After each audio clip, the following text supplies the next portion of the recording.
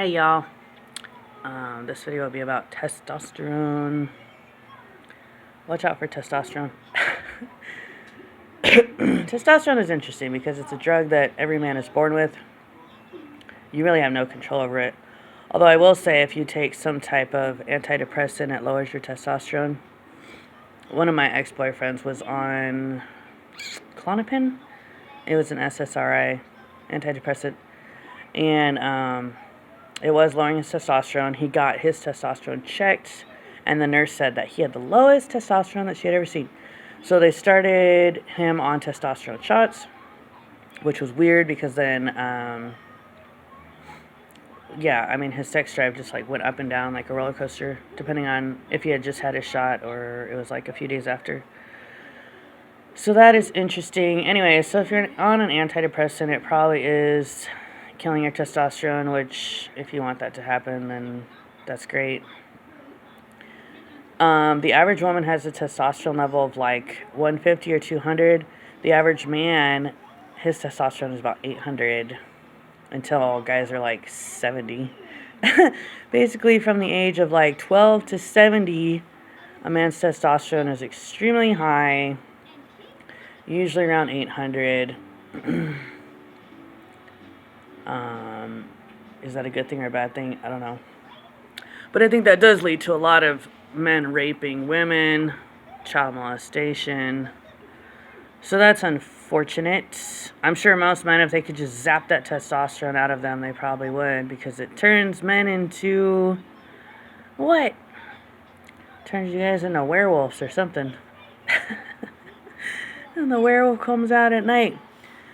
I just want to say on behalf of God, I'm sorry.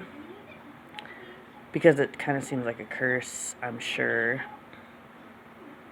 Also I was thinking about it because I think that leads to gayness, because obviously a man with an 800 level testosterone level wants to be with someone just like him, because then they're always turned on, they're always in the mood, which is a big issue for marriage. Like a lot of marriage conflicts, the guy's in the mood and the woman isn't. I heard one time in a sermon, women are like crock pots and men are like microwaves. So it takes a while for a woman to like be in the mood. But men are like microwaves, they're just like, they're turned on just like that. But with the woman, you gotta like buy her lunch, talk to her, give her a back massage, do all these things, be nice, interact with her kids, all kinds of things for a woman to be like, okay, we can be intimate. It's a lot easier for a man. But obviously that makes sense because a man can't get pregnant. So they don't really put a lot of thought into sex. It's just like, I'm pretty sure for men, sex is just like going to the gym. Most guys, it's just like a workout. But for women, it's more meaningful because it can result in children. So women put a lot more thought into who they choose to be intimate with, or at least they should. Of course, it's weird now, ever since birth control got invented.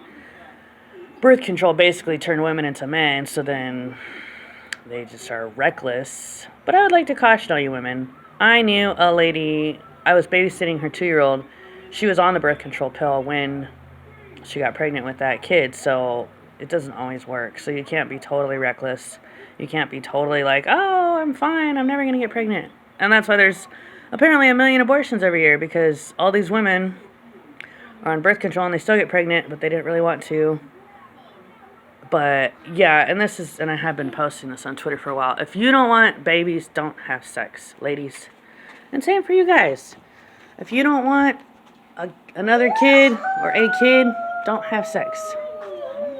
Because sex always produces a kid. Almost always. It's the will of the Lord, obviously. If a conception happens, it was the will of God. It's not an accident. So for any woman who gets pregnant, she's like, oh my gosh, it was the will of the Lord. You should raise that kid. God's will be done, not yours. Like Jesus said, thy will be done, not mine. Anyways, back to testosterone. What can men do? It's good if you exercise every day, or work a job, like a physical job, like working in a warehouse or being like a stalker, like in a grocery store, like stalking things. That's why God gave men such high testosterone, so that they would work hard, provide for the children that they produce. Obviously, if you have high testosterone, you want to have sex all the time. You probably have a lot of kids, but then you need that energy to work a lot to provide for all those kids. So that's why God cursed men with testosterone. It's a blessing if you can get rich and make a lot of money, because since men have such high testosterone, they need a lot less sleep. Most men, I think, if their testosterone is at a high peak, they only need like 5 hours of sleep every night, 7 hours. But women need like a lot more sleep, like 10 or 11 hours, because our testosterone is so low. That's why women like naps and guys don't understand.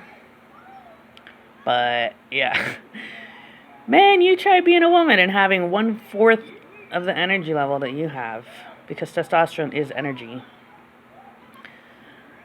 Thank God for coffee, but yeah, it's difficult to be a man because you got all that energy, but it's difficult to be a woman because usually you don't feel super energized, and it kind of sucks.